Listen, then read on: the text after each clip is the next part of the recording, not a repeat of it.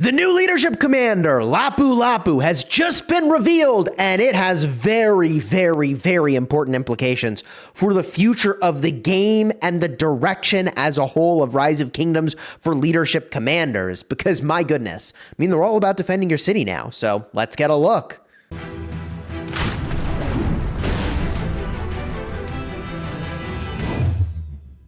Hello my friends and welcome back. I'm Chisgule Gaming. Today's video is sponsored by the makers of Rise of Kingdoms, and you could say that I'm a bit of a connoisseur of leadership commanders. I've invested heavily in Trajan and Honda, and I even unlocked Suleiman with a first place Mightiest Governor takedown, only to ultimately not max him. So where does Lapulapu fall on the spectrum between the commanders that are maybe more like a Suleiman and the commanders that are more like a Hera or YSS, who I've maxed, and man, I'm getting a hell of a lot of value out of them. So if we scroll on down, let's get a look at his kit. And, hey, look, he's leadership, garrison skill, and he is specifically designed for defending your city, which I found to be really fascinating. This is 2 leadership commanders in a row designed for city defense specifically. All right. Now, oh, yeah, I mean, that is fair. Hera has it, but not as much as this dude, and you'll see what I mean in a minute. Rage cost 1,000 for the active skill, 2,000 damage factor to 5 nearby enemy troops. If this is a circle AoE, I'm like, hey, yo, let's freaking go. That's really hype. I hope it's a circle AoE. They don't list a shape. If the current target of this commander's troop is a rallied army, then it takes 300 extra damage factor. So against a rally, 2,300 damage factor on an active skill actually is pretty weak. So the rest of the kit needs to be strong enough to offset the fact that, I mean, yeah, overall, hitting a bunch of nearby targets, if your enemy doesn't know what you're doing or what they're doing, and 300 extra damage factor to the rally is really cool. Against a competent opponent, we're really talking about 2,300 damage factor specifically to the rally. And I guess if they're swarming, you'd be hitting them as well. But I mean, if they're swarming, you probably have bigger problems. Anyways, 20% attack on this skill. And their troop deals 10% more skill damage when attacking rallied armies. So I keep looking at this commander to go, all right, how are we going to use him in the field, right? Am I pairing him with Trajan? What are we doing? A little Honda combo? Well, not yet anyways. This is still yet another skill really oriented toward garrisoning, right? So, and 20% attack at ain't much. It's cool if you have a lot of different troop types represented, but it's not a big value. Okay, next skill. Heart of a Datu. If this commander's troop contains at least 3 different troop types, so basically defending your city or using Trajan maybe, you gain 10% defense and 10% health. That's only 20% of stats. That ain't much. Now, if you think about it, it's like, oh, well, it's, 10% defense for infantry, archers, and cavalry, right? And health for infantry, archers, and cavalry. Like, that is good for something like your city, but mostly just for your city. If this commander's troop is serving as a garrison commander, the garrison takes 5% less damage. Hey, that's good stuff.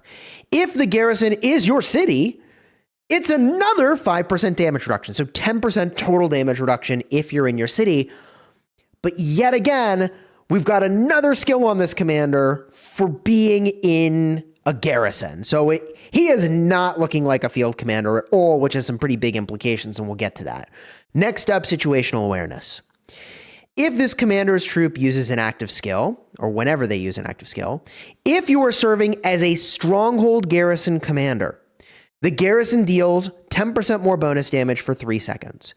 Now, a stronghold garrison is not your city. So if you're garrisoning something other than your city, you get a 10% bonus to damage dealt for 3 seconds. That's on the active skill of the primary commander and the secondary commander, assuming there's no internal cooldown. I don't think there will be. So it's really a 5-second total bonus, which is quite nice. But we're talking about 10% for 5 seconds, which is like, bruh, it ain't much. Then, if you are serving as your city's garrison commander, then your city's garrison deals 20% bonus damage. Now we're cooking. Okay, now we're cooking. The way this would work is active skill fires off. The buff starts for your 20% damage boost. Okay, that's your next second. In the next second, you're going to use another active skill. You still have your 20% damage boost, but now it should refresh the duration, and you get another 3 seconds, which is how you end up with the 5 seconds total in a skill cycle. All right, let's continue on. the expertise. If you max the whole dang thing, your active skill gets 200 more damage factor to the rallied armies, so that's nice. And if it is your city garrison commander, then the target is disarmed, making it so that on their next turn, they cannot launch a basic attack. Okay, and for the next 3 seconds, this commander's troop also takes 10% less skill damage. So look, if we take a peek at this commander and review again these skills from top to bottom, you've got an active skill that a meaningful portion of it is designed to counter rallies. Yet again, it's designed to counter rallies, okay? This is for cities and garrisons. This is for cities and garrisons. This is for cities primarily. I mean, like, this commander is designed to garrison your city. If we look for what's the situation where they're going to do best, the best they can offer you is in their city. Now, offhand, like, how does the power level look here? I think it looks okay, but not insane to me. Like, it's very conservative with the quantity of stats they're giving and very conservative with the quantity of all damage and skill damage dealt. So to say that I'm cautiously optimistic even, like, I don't know, we can jump in game in a minute and review the kit of Hera, but I kind of prefer the kit of Hera. I think that overall, perhaps this commander will be better against a rally, which is valuable for sure. But does everybody need to get this commander? I don't know that they necessarily do. Like, for most players, a city garrison only commander is basically a luxury. And it's a luxury that most players honestly can't afford.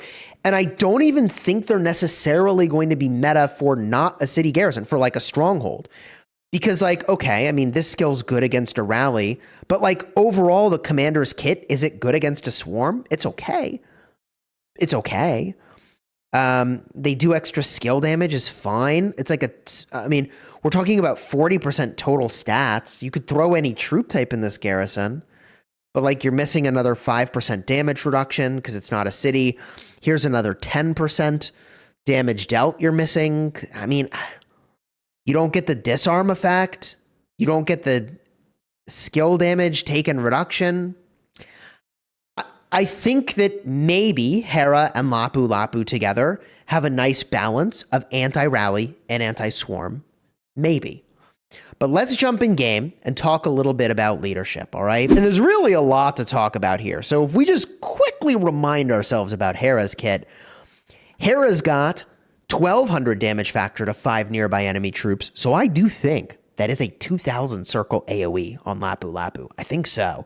And also a 1,200 shield factor. This is pretty legit. Over here, we're not talking about 20% of attack. We're talking about 30% of health. And if you're a garrison commander, okay, your basic attacks have a 30% chance to give you 30% counter attack for 3 seconds, 8-second cooldown. If you're in your city, it's only 10% more bonus. But like, hey, it's pretty good. Minor bonus for being in your city. All right. You deal 20% more skill damage. Cool. Whenever you use an active skill, you gain a damage absorbing mighty shield for 3 seconds. That's a shield factor of 400, 500 if you're in your city. Cooldown of 8 seconds on that bad boy. If you are serving as a garrison commander, you get 30% of stats over here. It's 15 defense, 15 attack. So like more stats on Hera and crazy anti-swarm, such that Hera is often used in garrisons today. Now, is he busted? No, but he's good, right? He's good. And if this commander's troop has a shield, whenever you're hit with a basic, you have a 30% chance of dealing direct damage. It's 1,000 factor. Triggers very periodically, sporadically, right? Oh, and also you take 10% less normal. And if their troop contains at least 3 different troop types, you get an extra 20% normal redux. All right, so, I mean, between the new commander and Hera, I think the new commander for your city probably does end up being better against a rally. Like, I think the role of the new commander is for city defense, specifically against rallies, and you do have AoE damage, which is going to do some work. Now, with that said, what if you just used Gorgo for defending your city? I mean, you could already have infantry equipment rather than leadership specific equipment. And Gorgo Like, if we just try to compare, I mean, she does 2,300 damage factor, 10% more normal damage. So she's got great anti-swarm, reduces the skill damage you take, right? Like, I don't want to read her whole kit, but like, she's only got a couple things. It's the infantry stats that aren't going to work. And like the talents end up being a little bit suboptimal. So like you got to find some talents here that aren't all in on infantry to really like benefit your city in the same way that a leadership commander would. But what I'm really pointing at here is that the value of Lapulapu, I think, ends up being a luxury item for whales or farms that really want to move in on having a garrison that probably does really well against a rally and shreds any of the enemy troops that stand around your city.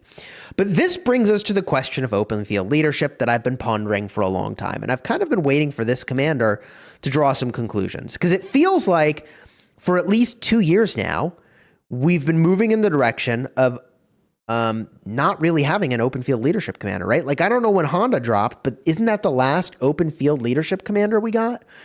And so if that's the case, like, I don't know, a bunch of us moved in on open field leadership gear. And hey, look, if you, is that gear good? Like, yeah, like top tier Canyon teams were using this gear because the original leadership gear didn't exist when we made these things. But now this gear isn't good, really, for actually having a mixed garrison. And if we're not going to get any commanders anymore that work for open field, it brings up an interesting question of like, well, what are we supposed to be doing with this gear? And like, on my restart account, I haven't crit it yet, so it's not as much of a problem because like I can pivot into infantry stuff with basically the same set of gear here-ish, right? Not quite, but close enough, right? And leadership gear in general is designed specifically, I think it's moving in the direction of city garrisoning. Like the new commander, I don't think you'd even use him in a, I mean, maybe you would. Maybe I just am underestimating how good he'll be in a Hera Lapulapu garrison. A Hera Lapu garrison might actually be the jam for mixed. And maybe it's the right blend of anti-swarm and damage. Totally could be. Like, we'll only really know with some testing to see, right? But if he's really just meant for city, then like, I don't know. That moves leadership gear in a direction of being probably the last thing you work on and very much like a luxury item, because in many cases you'd prefer to just move in on something you could rally and garrison with. And also, if you need to defend your city then with it, then like, yeah, like, you know, I'm married to infantry commanders, but hey, Gorgo's pretty legit. Good-ish against a rally and definitely good against a swarm. So, I don't know. The new commander, I would say a lot of people, I mean, just because he's a city garrison and you can just completely avoid your city getting hit is very skippable. Will he be powerful? I think against a rally, he could be powerful if you're defending your city. I really want to max him. Like, I want to max him. But also I'm looking at his kit going like, I just don't know. Maybe I let someone else run that experiment first and let me know how it goes and they do the testing so that I don't have to worry about it. But what would I like to see with leadership gear or things that were crit leadership? I think there's an easy answer to the fact that like the nature of leadership commanders has changed, which is fine. Like the developers have changed the nature of leadership commanders for the last 2 cycles. And I think what that would mean is, in my perfect world, if gear is talented, then it should just be talented. Instead of talented for infantry or talented for archers or talented for cavalry, talented gear should just be talented. And like, it's not like you would have really taken any of the cavalry gear and used it on infantry anyways. Do you know what I mean? Like, it's not like you would have used this on some other thing anyways. But if this gear just became talented, then instead of talented leadership, then it solves the problem that I've got right now, which is that it's basically becoming unusable because there aren't commanders coming into the game that makes it relevant. And I can't even take this gear and convert it from leadership crit to infantry crit. There's no path for that. So it's crit and it's just dead. So, yeah. Anyways, hopefully that's a thing that gets addressed. In the meantime, I am using Trajan in the field with this set. He's doing great. Trajan Skippy's doing the things, but he's my 7th best commander for the field at this point, or March, really. And like, this is crucial to me in Canyon, for sure. This is insane in Canyon. So good. So good. But yeah, leadership, everybody. Let me know your thoughts down below in the comments about leadership commanders, and specifically the Commander Lapulapu, who's on his way, presumably to the mightiest governor. Okay, the last time we got a cycle like this was Hera, Bobber, and Margaret. Remember, we got Hera in the mightiest governor, and we got the engineering commanders from both a special event and the Wheel of Fortune. And I would anticipate that's what we're going to be getting as well. If you want to see a video reviewing those commanders that are going to be on their way into the game, the engineering commanders, I covered that previously. Card will be in the end screen if you haven't seen it. And if you want to see, I don't know, me running around the field, having a good time, today's stream, I didn't bring Trajan out much, but like, hey, you want to see a city get swarmed? Have I got a stream for you? Check that stream. It was insane. Card in the end screen. Until next time, you have fun smashing the kingdom. Oh, and public service announcement. Within the next 12 hours, like, I'm going live for pass opening and more fighting. You're not going to want to miss it.